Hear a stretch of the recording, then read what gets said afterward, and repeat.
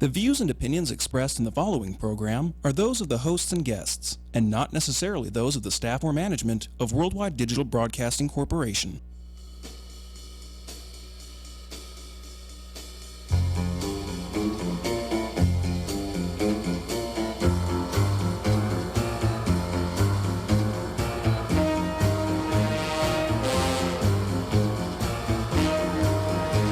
All right. I didn't get the cue. I was hearing Annette Levy running for judge, so I figured I'd just be quiet, because she's going to be a judge. I didn't want to interrupt. Steve Sanson, Veterans in Politics. We're here live with Jim Jonas and Christina Ortiz. We're supposed to have 3 guests today, folks, but Jennifer Fozzie communicated with me a couple days ago that because of personal issues, she cannot make it today, and that's fine. And we're going to have John Moore, who's a Nevada State Assemblyman running for re-election in District 8 as a Libertarian. He was a Republican before. Oh, okay. I thought he was an independent. He was running as an independent. No, he's running as a Libertarian. Oh, okay. Yeah.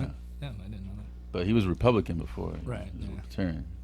Just, I was good before I was bad. So... Yeah, I guess it was the proof of point. Yeah. Is what I. Isn't everybody good before they're bad? I mean, you gotta get some taste of the dark side. Ah. Is that what it is? Always. Was it like Donald Trump was an independent, then he was a Democrat, then he was Republican? Well, we all make stupid mistakes. You were always a Republican? Always a Republican. You? Yeah. I was independent when I was in the military because, didn't matter how we voted. Yeah, pretty much. We still got to follow the same commander-in-chief, regardless. It's true. So. But then I went Republican, and then I was thinking, said to myself, am I really a Republican? So I did a pro and con, and I guess I am. Yeah. Yeah. Glad to know that your pro and con list helped you out. Yeah. But anyways, you know how that goes, right? Yeah. Yeah. And then we have Michael Davidson. Now, Michael Davidson is running for Justice of the Peace in Henderson Special Election Department 1. He's an interesting guy, too. Yeah. It'll be good to. I've never met him. Never? Nope. Nice. Never met him. New So for me. He ran for district court judge. I believe it was district court judge twice. I'm not positive. Maybe I have met him. It's just been a while. I think you met him. Yeah. He used to be the deputy city attorney for North Las Vegas. That city that neither one of us should live in. It's true. Because Never of been there. their structure right now. Yeah. When things change, maybe we can move there. But until then, Jim is sitting there. That would require moving your furniture. yeah. So anyways, So therefore, I don't think none of us are moving in the near anytime soon. yeah. So anybody got any rants? I hate moving. Rants? It's like going on with the Ralston thing. Oh, that piece of crapola. Well, yeah, you're texting, you're tweeting. You might as well Yeah. share in with everybody else what you're tweeting us. I think I said enough about him. Yeah, I think so. I Yeah. think that it just gives. I think some of the comments that I heard were kind of they didn't get that he was actually like insulting veterans. Yeah. There were some people that didn't think he did, but They can't read between the lines. yeah, I know, and I don't like you say. Rob Lauer made a strong point because he put out an open letter about John Ralston. Right. He goes, for somebody that never wore the uniform, never took up arms to protect this country, that never was in business for himself, own his own business, that never put his name on the ballot, he sure has a lot to say about people. So he's never done anything in Never his done life? anything, but is very opinionated about things that he's never personally done. Yep. That makes him an expert, right? Yeah, and I don't, and I'm not even gonna say his name.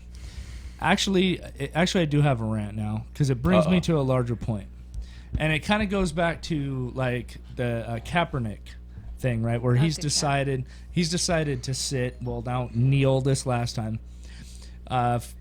For the Star Spangled Banner, and he puts out the reasons why. Right. And you know what? He's 100% entitled to do that, and he has his First Amendment rights, and that's fine with me. I do not have a problem with it at all. What I do have a problem with is if he has his First Amendment rights, then I have my First Amendment right to call the guy an idiot and tell people why I don't like him. because of his views, or I just don't like his views, right? And that's the thing that I think is really frustrating me with actual discourse in this country right now, is because we all have First Amendment rights. So why is it the only ones that seem to get defended are the ones that want to bring up these controversial subjects? And then if you disagree with that, now all of a sudden you're attacked for your First Amendment right. And I think there should just be a balance. Let's just, hey, Steve, there's nothing wrong with you saying, you can say whatever you want to say. It's your First Amendment right. I have that same right. But it's the same way. People can agree with you or they can agree with me. Right. But it shouldn't just be like, oh, well, we'll agree with Steve Sanson because it's a controversial issue and there's things wrong with that. Well, you know what? Maybe I disagree. I mean, you and I have disagreed over the years on certain things, police issues and stuff like that. And I've pushed back on you and said, well, I think you're going a little overboard on this. Well, you know what? You've never attacked me for that. So that's what gets me frustrated with what's going on in the country right now, is like anybody, any whack job can bring up this idea of, well, there's not equality in the entire country, so I'm not going to stand for the Pledge of Allegiance. Well, you know what? Your ass is going to be sitting down the rest of your life. Because the Pledge of Allegiance had nothing to do with saying this is a perfect nation. It was an ideal set forth by the founders that this was what our pursuit was to be. It has nothing to do with police brutality either. Yeah, we're going to have to keep pursuing that. And so if somebody brings up a controversial issue or just disagrees with somebody not standing for the flag, then they shouldn't be attacked any more than the individual that decides not to stand up for the flag. The only problem I had about that was that he doesn't just represent himself. He wears a name on his jersey that is part of the Union, is part of the United States. And if he doesn't want to stand or be part of that, then why does he wear a jersey that does represent that? Being armed services, the name, the uniform we wear is a hell of a lot more important than our personal opinions. And I do find a problem with that. Yes, he has his own personal First Amendment rights, but he's not. Is he representing the entire city of San Francisco? That's what his jersey says. Is he representing the entire state of California? That's where his jersey's from. And I think that should be talked about or taken into consideration. And it also say National Football League on there too. Yeah. So yeah, and I agree with you, Christina. That's why I'm just saying is like there's a lot of people that would attack you and say that you don't have a right to state that because all he's doing is standing up for his First Amendment rights. Exactly. Well, you're exercising your right as much as him. Exactly. And so that's what I think what people need to understand is, both sides are right.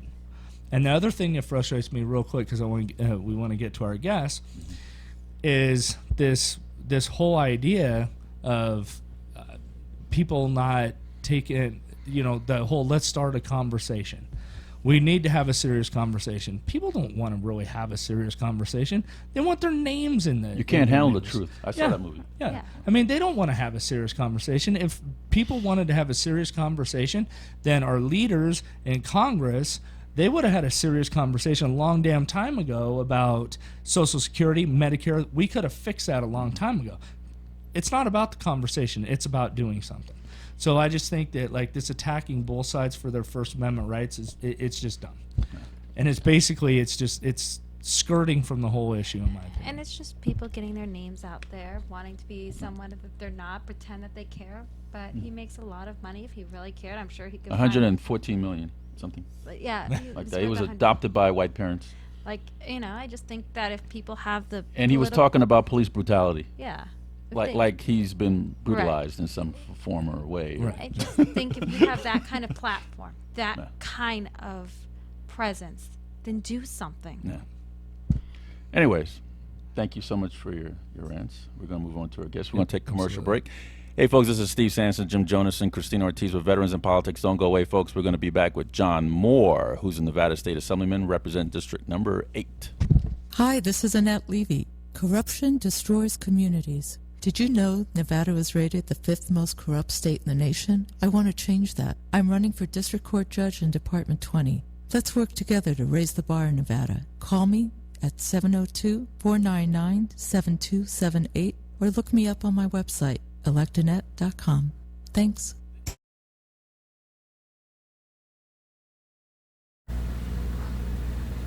Hi, I'm Heidi Hanusa, and I'm a marriage and family therapist. My clients consist of families, children, couples, and individuals that are in need of some assistance dealing with trauma, depression, anxiety, and many other life issues that you can find on my website. I accept most insurances. For additional information, such as location, hours, insurances, and experience, go to my website at Faith Individual and Family Counseling. Folks, this is Steve Sampson, Jim Jonas, Christina Ortiz, back with Veterans in Politics. We're here live with John Moore, Nevada State Assemblyman, representing District Number 8. Assemblyman Moore, how you doing today, sir? Doing great, Steve. Thanks for having me. But before I ask you for your bio, I just want to congratulate you on a few things. First of all, I want to congratulate you for becoming an Assemblyman in the last election, and you ran with almost no money at all. And you beat a city assemblyman. You took him out of office. In fact, it's the same city assemblyman, former assemblyman that you run against now in this particular election. I guess he didn't learn his lesson last time. Maybe you need to show him again so he can understand. And secondly, I wanted to congratulate you for being endorsed by Veterans in Politics. Thank you. It means a lot to me for the endorsement and for the kind words that you just said. I appreciate that. Thank you. And thirdly, I want to congratulate you for taking a stand on a issue that both sides have arguments on with the Bundy situation and the BLM and all that stuff. But you did take a stand. You did go to Oregon. You did make yourself known that you were there to protect those private citizens. And a lot of people wouldn't take that stand because they don't want to be judged and lose their title. But you took a stand. I want to congratulate you for doing that as well. Thank you. And lastly, I want to say thank you for your service. Thank you. It was an honor and privilege to serve. Now let's hear your bio. I think I probably said all for you, but go ahead. Well, let's see. Where did I start? I was born in the Midwest. We moved to California when I was 11 or so. Went to high school there. 2 weeks after I turned 17, I joined the Army. How you guys say? Was that ooh-yah, or I forget your little muffled stuff? Ooh-ah. Ooh-ah. So it's not ooh-rah. So. No. All right. So I joined in February of 1981. I spent 8 years at that time. I was with served time with the 1st Ranger Battalion. I was a founding member of the 3rd Ranger Battalion during its reformation. So with the Ranger Department, the school, various other places, 82nd and different places. So I got out in 88, right. Went into the private sector, went back to the Midwest, sold real estate, owned my own business, and then... what was the name of that business? It was actually a retail, after I sold real estate, that enabled me to bank up some money, and my mother was getting older. She was getting elderly and needed me to be closer to her, and the small town that she lived in, there were no jobs for me there. I couldn't just say, hey, I'm here, hire me. Right. So I bought my own job, essentially. I bought the only liquor store in the town. That's a good job. And so I had, I named it John's Liquor Cabinet. Okay. And did you sell Grey Goose? I sold it all, baby. All Everything right. that was out there that was legal, I sold it. Where have you been all my life? I almost have a birthday. Oh. So I learned a lot from that business, because I'd never done anything like that before. But Right. so I did that, and then my mother passed away. Then 9/11 happened. Sorry to hear about that. Thank you. And 9/11 happened. I decided it was time to go back in and Right. see what a fat old Ranger could do. Right. And off I went. Spent my 41st birthday in Iraq. Did you trim down, or? Yeah, I was forced to trim down a little bit. And quite a bit, actually. Man, I'm in your 40s. Isn't that the time to get old and fat? That's what Yeah. I'm hearing. Yeah, but Hey, speak for yourself. All right. now I have I'm to get there. now I'm in my 50s and I'm fat. So, but no. But you're not old, though. No, I try not to be. I still feel like I'm that 18-year-old kid that Right. I see in the mirror when I Right. was. Could you scale a wall 8 feet tall? I can do everything I could do then, just a little slower. A little slower? But I can do it Do all. you need a boost? Maybe. I got a booster seat in my car. Phone books. So. Hey, Phone books. those things are awesome. I've used them to drive. I'm very proud of them. All right, go ahead. So then This is good. we Jim got- is taking notes, by the way. Okay. moved to Las Vegas in 2006. Why Las Vegas? I went back after I got out after Iraq and all that. You know you can't open up a liquor shop here. Lee's got you beat. Yeah, I know. It just wouldn't work out here. So, and I've moved past all that. So, I was living in San Francisco. The cost of living was just too much. Right. You know, rent up there and everything that we had down here. You know, That's a liberal area. Oh, you were with the Libertarian Party now. So. Well, hey, we'll get into that. We'll get into that. But so we decided to move down here to Vegas, and I really like it here, and I enjoy the community very much, and but I didn't like really where I saw things going politically, and so in 2012, I was approached by someone whose husband was in the state legislature for 20 years, and who approached you? I'd rather not mention that person's name. All right. And you know I'm a name dropper. So. Oh, I know. That's why I got to be careful here.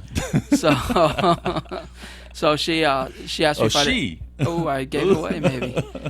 Well, I did say his wife. So she asked me if I would be interested in maybe running for state politics, and I said I really don't know much about it, you know. And she said I'll help you, but you need to run as a Democrat in your district. Wow. You won't win, but you'll gain the experience. Hold on. Is that when you ran against the constable that showed up in uniform? That would be it. Remember that? Yeah. He was a nice guy. I really kind of felt bad for the guy because he didn't get any support from his party at that time. And he showed up in uniform. I thought that was an intimidation approach. Well, you know, I'm hard to intimidate. Right. But with his gun, he had his gun. No, it was right there. Too. Yeah. Did you carry your gun? I always have my gun. All right, cool. Just checking. So, you know. So, we're actually going to hear the rest of your bio. I've been kind of listening and interested. So. No, he's on 2008. What year are we on? We're on 12. We're on 12. We're on 12 now. Okay, go ahead. So I decided to run. As a Democrat? As a Democrat, because that's where the person wanted me to run to gain the experience. And I did, and I ran again. I ran then with no support, no money. Nobody knew me. And I still got 33% of the vote in my district. That's pretty good. Against at that time, a one-term. That was his first term incumbent. Right. So I was pretty happy. And then I just analyzed the numbers. I knew I could come back and beat him on the next cycle if I ran in the party that I belong in. Right. And so I immediately, right after that primary, I switched back to the Republican Party. Switch back? Yeah. That was a good choice. Yeah, it was. Okay. So I switched back to the Republican Party with the whole intention of I'm going to run again and I'll beat him as a Republican and move on. Right. So 2000. So hold on. So you ran against this one person in the primary as a Democrat. Right. And you got 33%. Absolutely. And now you ran against this same person in the general as a Republican. Yes. Okay, let's go. So I ran against him as a Republican in 2014 and I beat him. Wow. And there again, With hardly no money. I had no money. I had a total of $800. And how much he spent? He had $168,000 roughly banked up. Man, that's a big, huge difference. Well, you know, I could buy a house with the money that he ran, and I could hardly pay for 1 month's rent with the money you beat him with. I know, absolutely. I mean, I put myself in debt because I was using my own money. The $800. Yeah. Put you in debt. Well, you know what I mean. I took money from here and there to buy things that I need. You're because you're Republican. You're fiscally conservative. You're budgeting. Well, you know, I always try and budget. Yeah. Okay. So we appreciate it too. Thank you. So I got elected. Went up there to Carson City. All right. Let's tell us about the time you were in Carson. What bills you sponsored? What did you do? What'd you do for us? What did I do for you guys? For everyone? For us. Well, one of the bills I sponsored was the HOA bill, which was identical of Senator Hammond's bill. My bill was a little more robust in that I prohibited HOAs from being able to foreclose on people for non-payment of their, I call them service fees, the HOAs call them dues. Right. And because I felt that an HOA is nothing more than a made-up service company by the developer to maintain the property that the developer developed, and you have to ask permission to live in, based on signing the addendums and all that stuff. Right. And so I'm not an HOA fan at all, and I'm not. I kind of like that bill. Yeah, and I got a lot of heat for it from different areas, but I got a lot of support as well. Did it pass? And so we made a few little compromises here and there, and we on the last day of session, Scott Hammond's, but we carried both of the bills. We let them both go forward because if one died, we'd have the other one. So Scott Hammond's bill went before mine. It passed, so mine just kind of dropped off at that point on the last day. And I was happy with that because we had the same thing, and he and I spoke, and we were both happy with the outcome. So I was good with that. I co-sponsored a bill with Senator Menendo, Mark Menendo, on... Little short guy. Yeah, well, Well, nice. you're very careful when you say short. I'm like hanging out at 5'3", so what are we talking about here? Like, He's a great guy though, and he's a good friend of mine as well. And we're both passionate about animal rights and abuses for animals. And when I went to him actually the second or third day that I was up there and said, "Hey, I'm your guy for animals. Right. If you need any help, let me know. I'll sponsor anything you need." Right. So That's noble of you. well, animals need. I've always been that.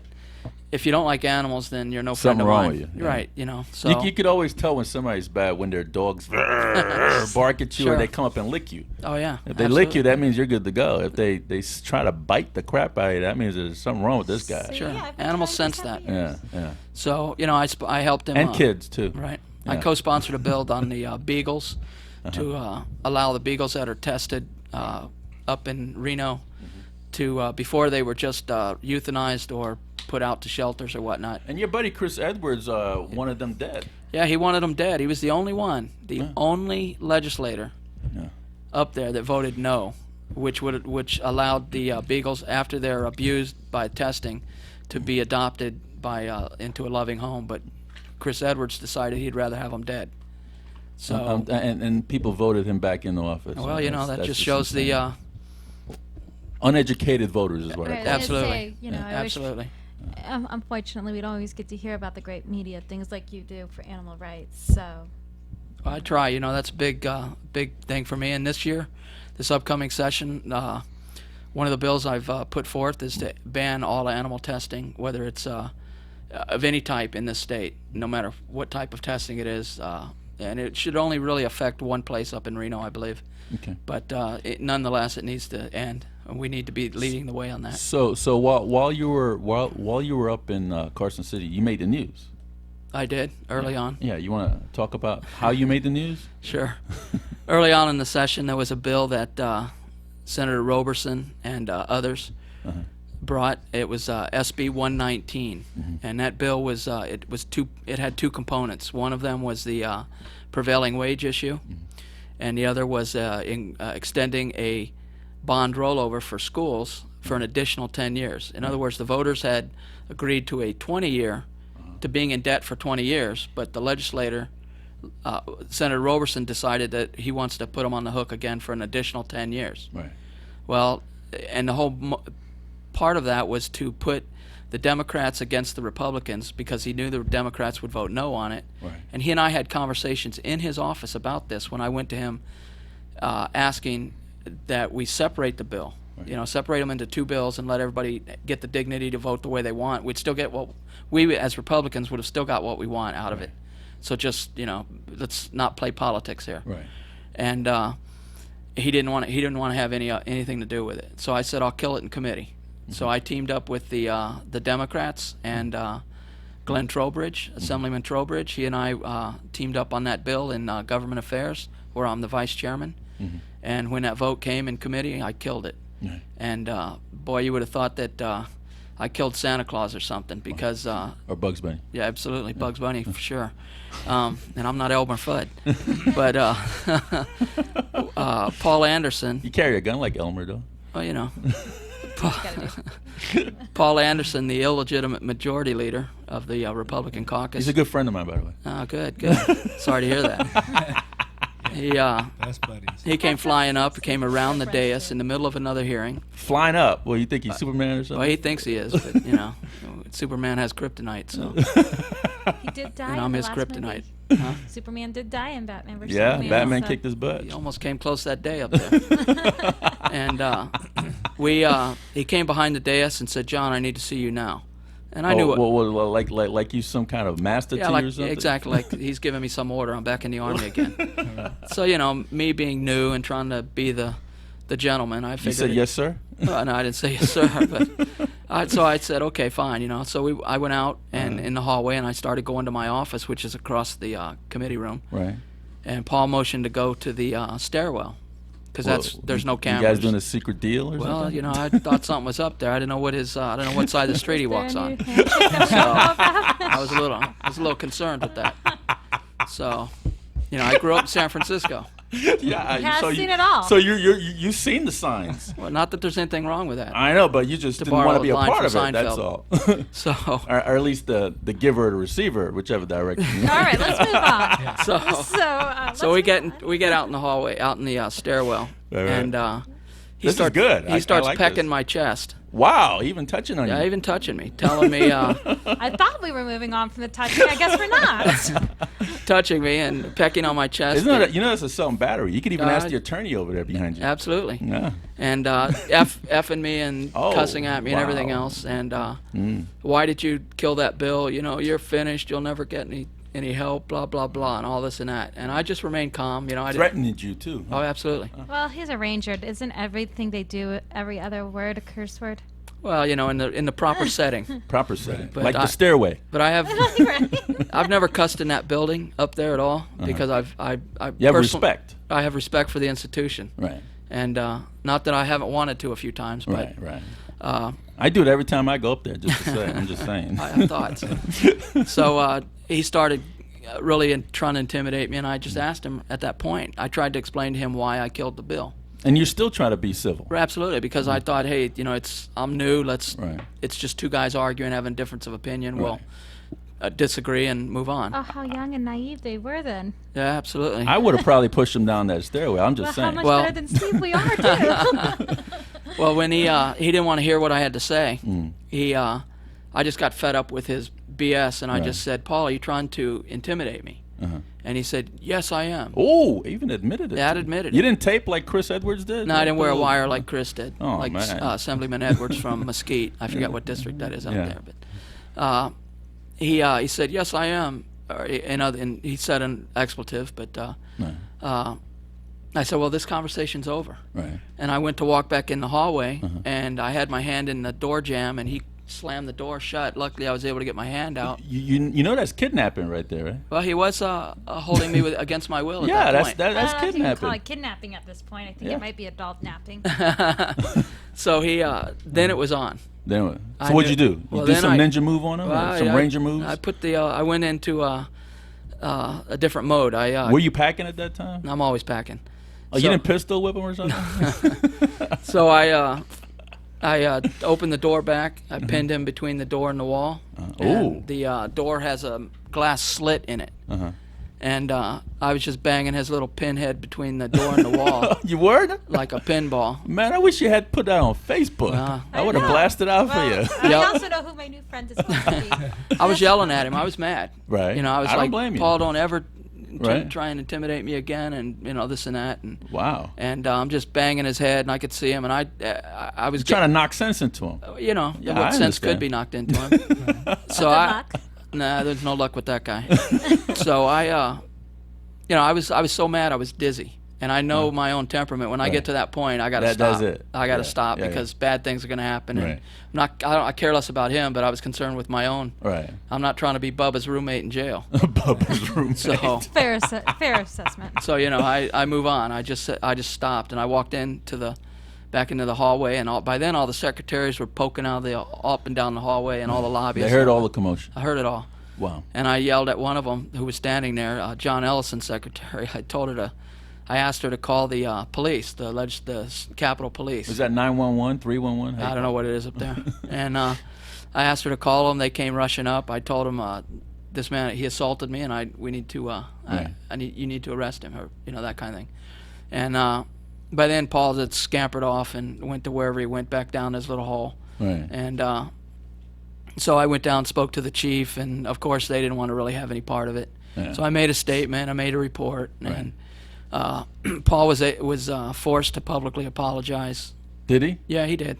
Oh, wow. And I was reluctant to accept it, but I decided, hey, you know, let's take the high road again and accept his apology and just move on, because that type of activity doesn't do any good for the people of our state. Well, Assemblyman, I appreciate you sharing that story with us. I think that was a very good one, and it speaks to a lot about the Assemblyman Anderson's character, who they put back in office again. But I want to fast forward a little bit because of time, and you are now a Libertarian candidate for the seat, which you were the highest elected Libertarian in the state. Correct? Absolutely. Is that a correct statement? Which makes me the co-minority leader in the state assembly. Now, how do you feel about going from Democrat, Republican to Libertarian, and now you're a sitting assemblyman as a Libertarian? Sure. And you run in an election right now as a Libertarian. How do you feel about that? Party to me, and I've said it many times, party has, my allegiance is not to a party, to a club or a group. Okay. It's to the people that I represent and to the people that elect me. Well said. And even the people that don't vote for me, my allegiance is still to them. I represent everyone. I don't ask the lobbyists, "Oh, are you a Republican or Democrat or what are you?" You don't survey them before they. No, I don't. And I care less what a person's political views are. Right. Everyone has something good to offer, and that's what I really tried to stress up there during my session. Was that, many times I broke with Republicans and voted. I was the only one voting on the floor with Democrats on bills, and several prominent Democrats came to me and wanted me to switch back to their party because I could work with both sides. Right. And that's what we need. And that's how I've always believed. And people have said, "Oh, that's naive," or "That's silly thinking." I don't believe it is, because that's what politics to me should be, is working with everyone. We can agree to disagree on things. I have great friends who are Democrats, and we don't agree on a lot of things. Right. But we're great friends. Let's concentrate on what we can agree on. Absolutely, because they say if you're black or white thinker, you're radical. Right. You lean too left or lean too right. Assemblyman, one question I wanted to ask is that I think you have a really good head on your shoulders, and in all the times I've met you and the discussions we've had, I really think the state of Nevada as a whole are lucky to have you as an assemblyman. I wanted to kind of get back to the $800 because so many people don't get involved in politics because they hear these huge dollar amounts, so they get intimidated and they kind of shy away from even running. So how exactly were you able to get elected with $800? What strategy was it that you utilized? Share your secrets. That maybe other people that really like yourself, like-minded people like yourself that would be able to do that, can get elected without spending $165,000. Sure. I don't want to give away exactly too much because I'm in the middle of running against the same guy, but basically it's hard work. Money is not the key. Sure, it helps. You have to have money to buy signage and things like that. But all the other things, or buy votes, like some of these people. Well, some of them think that, and a lot of that goes on. I'll just leave it at that. But as far as money to run a campaign, you do need some money. But if you're frugal and if you're smart about how you spend your money, you can do it. And I proved that. And I didn't get that $800 until the last week of the election. So what I actually used up to that point were leftover signs and postcards and door hangers that I had from the 2012 campaign. Right. So, and hard work. Every day I was out walking my district from nearly sun up to sundown. I mean, I went through, during the course of that election, I went through one complete pair of shoes and, halfway through another, walking. Right. And that's what it takes, hard work and belief in yourself. So, I've really enjoyed sitting next to you, and I really enjoy a lot of what you stand for. But what are some of the lessons that you take going into this new election cycle that you would like to improve on from last election cycle? I think I was speaking with a lobbyist the other day about this very subject, and when I first was elected, I was naive, and I maybe took some stands that, in retrospect, I may be a little more cautious, and so I've grown into my position, as I think everyone does into a new job or new position in life, and so I'm a bit more patient with things, and I always think things through. I've always done that my whole life. I always think of the good and the bad of the outcomes of what's going to happen on what you do. Right. And so I just think I've really grown into my position a lot more, and part of that was when I left the Republican Party in January. That was not that I have any discourse with the party at all. Right. You know, not at all. And in fact, I go to all the most of the Republican meetings and functions and things like that, and I try and get to Democrat functions as well. You know, because like I said, party doesn't mean so. Moving to the Libertarian Party was more of a protest for the way that Hambrick and Anderson treated the 10 or 12 of us up there that really stood for the people and tried to always listen and work with the people and for the best interests of everyone, not just because you're this party or that party, you have to vote this way and you have to think that way and you can't talk to that. I had people telling me I couldn't talk to certain people. That's ludicrous. It is, and I just laughed. I couldn't believe that. And the dealings that go on up there, the backroom deals, the backstabbing, the things that I heard in the caucus room being said among each other, and is some of the most vile, disgusting. Like children, like high school. I mean, and I'm a combat veteran, a U.S. Army Ranger, and I would equate the time that I spent up there, some of the time spent in the caucus room, with some of the most foul-mouthed, disgusting times in my life. Wow. And but yet these same people, as soon as that door opens and you're in the public's eye, oh, hey, it's a different person. Right. You know, kissing the baby, shaking the hands, I love you. Perpetrators. Right, they're scam artists.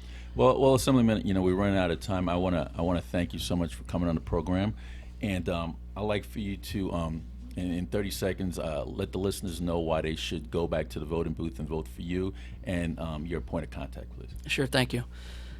Well, I'm continuing to work for the people. As I said, that's my number one goal, is to give the people a voice, all the folks in our district as well as in Nevada. And you can please go to my website, reelectjohn.com, find out more information about me. Well, thank you so much, Assemblyman John Moore.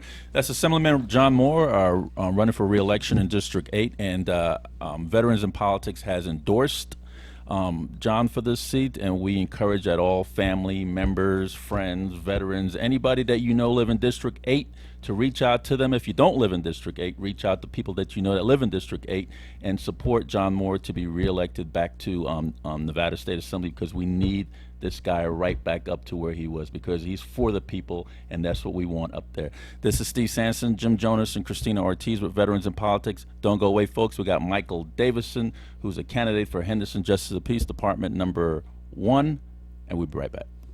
Hi, this is Annette Levy. Corruption destroys communities. Did you know Nevada was rated the 5th most corrupt state in the nation? I want to change that. I'm running for District Court Judge in Department 20. Let's work together to raise the bar in Nevada. Call me at 702-499-7278 or look me up on my website, electanet.com. Thanks. My name is Heidi Hanus, and I'm a marriage and family therapist. I recently opened my own practice under the name of Faith Individual and Family Counseling in the area of Summerlin. I have been practicing family therapy for 14 years, and I work well with individuals, children, teens, couples, and most of all, families. I have experience in a variety of areas, which include family conflict, communication issues, grief, anxiety, depression, anger issues, addiction, adjustment to life changes, trauma, and most forms of mood disorder. The agency work I have done has given me the experience to work with all levels of issues from severe to mild. I believe in change and positive outcome. If you are interested to begin change, you can reach me at 702-370-4244 or hanusa@cs.com. Thank you. Mankind goes through a continuous transformation. What might be the norm or accepted one year may not be the next. Sometimes it takes drastic events to look at things differently for changes to occur. Over my lifetime, I've gone through transformation. I have looked at things as black and white, given no room for compromise or negotiations. I hung around popular people to make myself known. I have kept up with the Jones and the Smiths in an effort to make people know that I am financially well off. This is my past. What I deem important to me now is family, human rights, loyalty, and friendship. Connecting with others and making changes that benefit others always equates to inner growth. The material things do not matter to me anymore, as this is a false impression of one's self-worth. Standing up for people that cannot stand up for themselves is a way of showing self-sacrifice. I would jump in front of a gunfire for people I love, and I will stand up and fight for a stranger if I believe in my heart that it is the right thing to do. All people should be allowed to live their lives without fear or judgment. I will not be afraid to voice my opinion in defense of others. People have turned a blind eye and a deaf ear to corruption, maybe for several reasons, which may include they have gotten used to this as norm. They do not want to be judged themselves, nor do they have the energy to make changes. They are fearful themselves of being a target or having a law. This is Steve Sampson, Jim Jonas, and Christina Ortiz with Veterans in Politics. We're here with Michael Davidson, who is a candidate for Henderson Justice and Peace Department 1 in the special election. How you doing today, Mr. Davidson? I'm pretty good, Mr. Sampson. How are you today? I am just chippy as a rose, let me tell you. Tell us a little bit about you. Been here almost 40 years in the Valley. Started in private practice for about 20 years, doing a little bit of everything, criminal defense, civil litigation, family, personal injury. And then, so you're well-rounded then, huh? Those old-timers did a little bit of everything. Okay. And Any then bankruptcy there? started doing bankruptcy, but quit doing it after a while. Things changed in the bankruptcy world, and it just became too difficult. Probate? Did probate. Guardianship? Guardianship. You did family too? Didn't I see you in juvenile court? I wouldn't doubt it. Those are sealed. No, I came here at the age of 28, so you wouldn't have seen me in juvenile court. You might have mistaken me for Jim Jonas. Oh, no. Yeah. So okay, keep going with your bio. And then, as you know, my partner, Stu Bell, became district attorney. Right. And then as he started his second term, he asked me to come over and He's a real tall help out. guy, huh? Stu? No. You're thinking of Rex Bell. No, you know who I'm thinking of? The former sheriff, what's his name, Keller. Jerry Keller. That's who I'm thinking of. Yeah, I mixed the two up. Go ahead. That's all right. It's all right. You're old school, though. I understand that. I am. Yeah. And then I went over and ran the whole civil division representing all the county's agencies and elected officials. I ran the family division. We collected $60 million a year in child support. Oh, wow. And then That's from all the people that haven't paid? the people who are paying. Oh, okay. Because people who are entitled to child support can go down to the district attorney's office, sign up, and the DA's office will collect the child support for you. You're one of the founders for that program?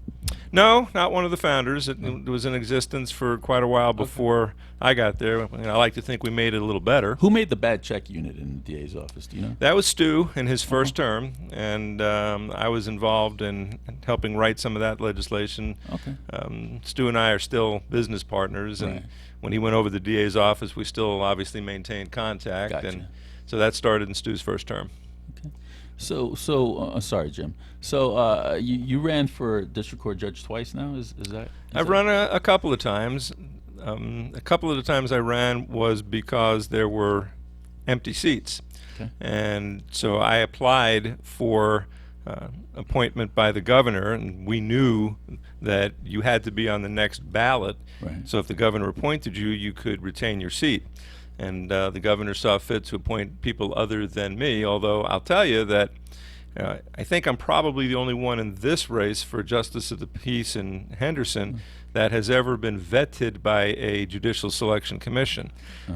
You know that whenever there's a vacancy in any court, whether it's on the state or the federal level, you have to go before a judicial selection commission, which is made up of judges, lawyers, and lay people. Yeah. They will then recommend the top 3 candidates, and the political official will then make the choice of those 3.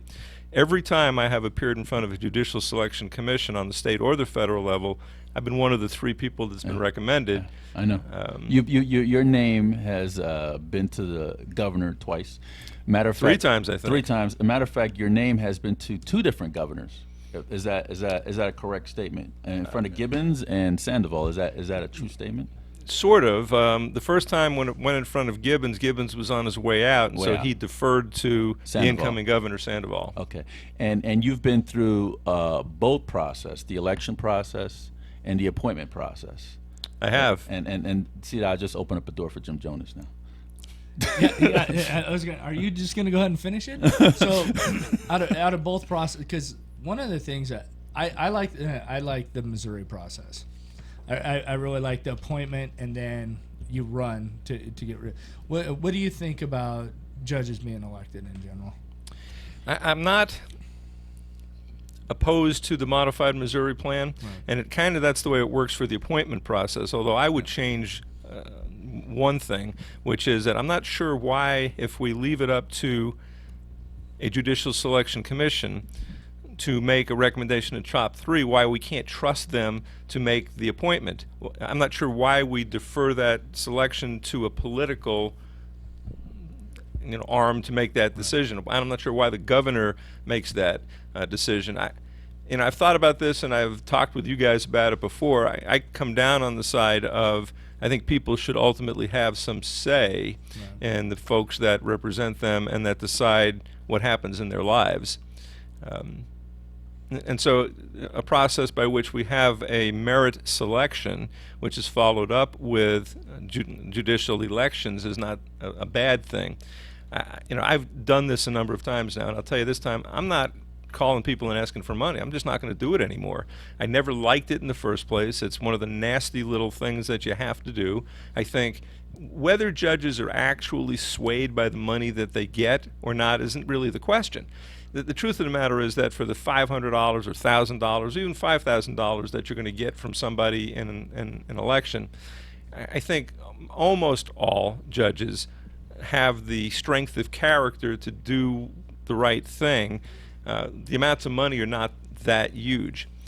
But I think the real problem is the appearance of impropriety. And that's something that we talk about in dealing with if judges have to make decisions about whether to recuse themselves from cases. That means to not hear a case because there's an appearance they might not be able to be fair. And I think most people would think that the judge is going to be biased in favor of somebody who gives him or her money. That, I think, is the bigger problem, and I'm a real firm believer that our judicial system only holds up when people have respect for it.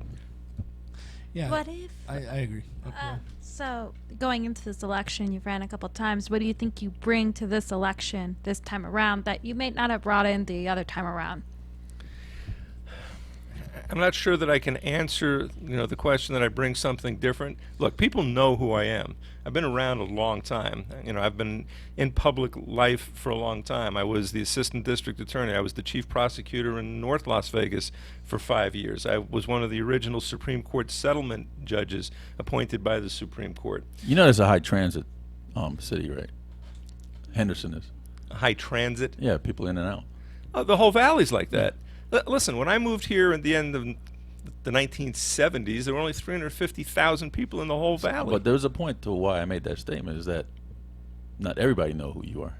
No, that's true. There are new people coming in and going out, although fewer people coming in than there was during the go-go years. Right. And truthfully, anybody who wants to learn anything about me, you can ask lawyers in town, or you can just Google me. I'm all over Google. I've got resumes, that are easily accessible. Right. And what I tell people is that you can make choices in the judicial races.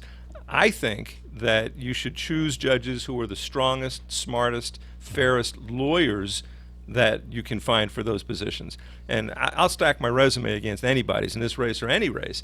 I hold the highest legal rating that any lawyer can hold, the Martindale-Hubbell AV preeminent rating. Only 5% of the lawyers in the country get that. You can't buy it. It's given to you based on what other lawyers say about you. Avo, which is a popular website now, I have a perfect 10 rating with Avo. Right. I've been active in the community, everything from being chairman of the board of the Las Vegas Natural History Museum to being on the board of governors for the state bar. I'm one of the founding members of the high school mock trial competitions. I still serve as a judge every year for that. I think what people want, what they need in judges, is judges who are smart, who will be fair to everybody, who people know will be fair to everybody. Look, I'm the only one in this race who has served as both a prosecutor and defended the constitutional rights of citizens and been on the bench. All that adds up to perspective. It adds up to judgment. And, we've got some folks who have never been anything other than defense attorneys. People have never been anything other than prosecutors. I've owned businesses in this town. I know what it is to get a paycheck. I know what it means to write a paycheck. I know what it is to be fired. I lost jobs in the district attorney's office because I lost the election to the guy who won. He asked me to leave the DA's office. I lost my job in North Las Vegas because North Las Vegas ran out of money. They couldn't afford to pay a chief prosecutor. And so I have done all of these things.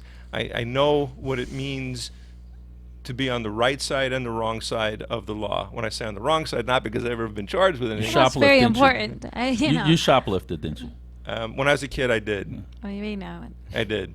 I stole a book. That's what kind of nerd I was as a kid. So how do you feel about Veterans Court? That's up my own alley.